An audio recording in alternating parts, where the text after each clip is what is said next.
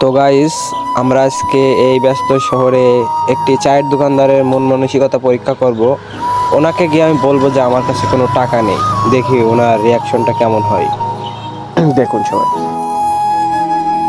ভাই আসসালামু আলাইকুম। ওয়ালাইকুম আসসালাম ভাই, ভালো আছেন ভাই? হ্যাঁ ভাই, আলহামদুলিল্লাহ। আপনি কেমন আছেন? আলহামদুলিল্লাহ ভালো আছি, আল্লাহর রহমতে। তো দোকানটা কি আপনার নিজের ভাই? হ্যাঁ ভাই, আমার নিজেরই দোকান। তো পার ডে আপনার কত টাকা ইনকাম হয় দোকান থেকে? দোকানে খরচ খরচা বাদ দিয়ে সব 550-500 টাকা থাকে।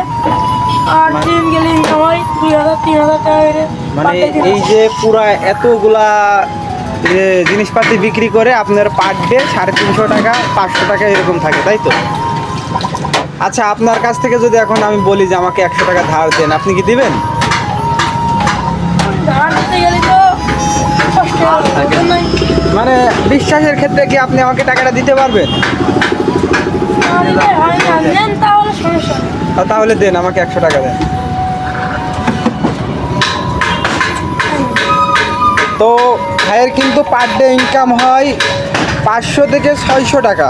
তো সেইখান থেকেও ভাই আমাকে এই যে দেখুন 100 টাকা ধারছে। ভাই আমার বাসা কিন্তু অনেক দূরে ভাই, কুষ্টিয়া। সমস্যা নেই ভাই, তো আপনার তো আত্মবিশ্বাস আছে না? আপনার সঙ্গে কবে দেখা হবে কিনা, আমি দিতে পারবো কিনা, আচ্ছা সমস্যা নেই, না দেখা হলে না। মানে যদি না দিতে পারি তাহলে কি আপনি ছেড়ে দিবেন? হ্যাঁ তো যাই হোক ভাইয়া, আপনার মানে ব্যবহারটা দেখে আমার খুবই ভালো লাগলো ভাইয়া। আসলে আমার কাছে টাকা আছে, আমি এমনিতে আপনাকে পরীক্ষা করলাম ভাই। ঠিক আছে। তো এইরকম মানে ব্যবসা করলেই হয় না, ব্যবসার ভিতরে এরকম মন মানসিকতা থাকতে হয়। ভাইয়ের দোকানটাও যে খুব একটা বেশি বড় তা নয়।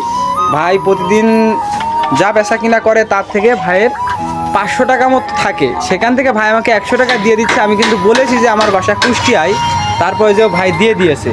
আসলে আত্মবিশ্বাসটাই সব থেকে বড় জিনিস এই দুনিয়ায়, টাকা পয়সা কিছুই না সেখানে। জি।